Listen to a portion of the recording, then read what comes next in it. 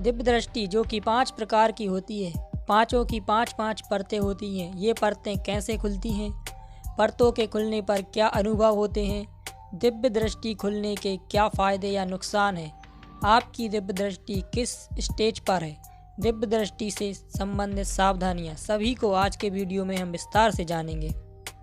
सतयुग और त्रेता युग में सभी की खुली होती थी और इतनी खुली होती थी कि उन्हें किसी के टेक्निकल डिवाइस की ज़रूरत नहीं होती थी।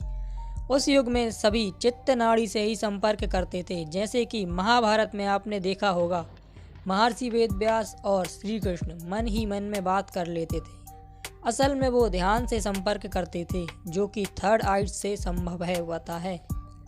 जब आपका मन धीरे धीरे शांत होने लगता है तब थर्ड आई अपने आप खुलने लगती है। इसे आप मेडिटेशन या प्राणायाम के थ्रू भी कर सकते हो। जैसे दोनों आंखें बाहर खुलती हैं, वैसे ही दिव्य दृष्टि अंदर खुलती है। ये यात्रा जन्मों जन्म चलती है। आपने कुछ ऐसे लोगों को भी देखा होगा जो अपने जीवन में कुछ ना भी करें या फिर थोड़ी सी मेहनत से भी उनकी थर्ड आई खुलने लग जाती है। दिव्य दृष्टि मुख्यतः 5 प्रकार की होती है: भाव दृष्टि, दिव्य दृष्टि, ध्यान दृष्टि, ज्ञान दृष्टि। भाव दृष्टि जब आप ध्यान और त्राटक बहुत अच्छे तरीके से लगातार करते हो और आपकी ऊर्जा सभी चक्रों को पार कर जाती है, तब भाव दृष्टि खुल जाती है। जब इसकी 5 परतें खुल जाएंगी तो आपको अंदर से एक जवाब आने लगेगा कि ये ठीक है, ये गलत है। इससे आपको सामने वाले का भाव पकड़ना आ जाएगा। इसमें अगर आपको कोई दिव्य अनुभव होगा भी तो वो स्वप्न में होगा और इसमें आप अधिक से अधिक किसी का प्रेजेंट देख पाओगे। दिव्य दृष्टि इसमें आपको तरह तरह के दृश्य दिखाई देने लगते हैं, आकृति दिखाई देने लगती है, देवता दिखाई देने लगते हैं। बिना दिव्य दृष्टि जागृत करें सिर्फ स्वप्न दिखाई दे सकते हैं, जो कि भाव दृष्टि के अंतर्गत आते हैं, लेकिन दिव्य दृष्टि इससे बहुत ऊपर है। आप जाप कर रहे हो देवी का तो आपको देवी दिखाई देंगी। आप जाप कर रहे हो हनुमान जी का तो आपको हनुमान जी दिखाई देंगे। आप जाप कर रहे हो शिव का तो आपको शिव दिखाई देंगे। लेकिन दिव्य दृष्टि वो है जब आप जाप कर रहे हो किसी एक देवता का और आपको दर्शन होंगे 5 देवताओं के या इससे अधिक के भी हो सकते हैं। दिव्य दृष्टि खुलने पर आप प्रेजेंट के साथ साथ पास्ट भी देख सकते हो। पहले भाव दृष्टि की 5 परतें खुलती हैं, फिर दिव्य दृष्टि की 5 परतें खुलेंगी, फिर एक बार बंद होंगी, फिर खुलेंगी और फिर एक बार बंद होंगी, फिर एक बार खुल जाएंगी और फिर कभी बंद नहीं होंगी। एक बार आपकी दिव्य दृष्टि खुल जाए तो फिर आपको किसी सिद्धि की ज़रूरत नहीं पड़ेगी, किसी भी देवता से पुष्टि लेने की ज़रूरत नहीं।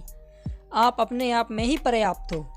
ध्यान दृष्टि जैसे कि अगर आपको कोई बता दे कि आज से 5 या 10 साल पहले आपके साथ क्या हुआ था, तो उसकी ध्यान दृष्टि ओपन है। ध्यान दृष्टि से किसी के प्रेजेंट पास्ट दोनों देखे जा सकते हैं, साथ ही साथ किसी के पिछले जन्मों की जानकारी भी प्राप्त की जा सकती है। ज्ञान दृष्टि जब आपकी दिव्य दृष्टि और ध्यान दृष्टि दोनों जागृत हो जाएंगी तो आप ऑटोमेटिक ज्ञान दृष्टि से कनेक्ट हो जाओगे। ज्ञान दृष्टि जागृत होने पर देवता स्वयं आपको ज्ञान देते हैं। ज्ञान दृष्टि में आपको संपूर्ण सृष्टि का ज्ञान होने लगता है, लेकिन ये ज्ञान देवता आपको खुद आके नहीं देते हैं, वो आपकी आत्मा को इंडिकेट करते हैं। फिर आपकी आत्मा आपको सेंस के माध्यम से ज्ञान देती है। दिव्य दृष्टि व ध्यान दृष्टि से आप आंख बंद करके देख सकते हो, लेकिन ज्ञान दृष्टि से तो आप खुली आंखों से भी देख सकते हो। ज्ञान दृष्टि से तो आप सभी लोगों को देख सकते हो, उनसे कनेक्ट हो सकते हो। हाँ, लेकिन एक बहुत ज़रूरी बात, जब आप ध्यान के माध्यम से किसी भी लोग से कनेक्ट हो जाओ या वहाँ प्रवेश कर जाओ तो आपको वहाँ किसी भी चीज़ को हाथ नहीं लगाना है। अगर आपने वहाँ किसी भी एंटिटी को छू लिया या उसने आपको सूंघ लिया या उसने आपकी एनर्जी को खींच लिया तो आप कभी भी वहाँ से वापस नहीं आ पाओगे। आप हमेशा के लिए उसी डायमेंशन में फंस के रह जाओगे। या ये भी हो सकता है कि वो एंटिटी आपके साथ आ जाए।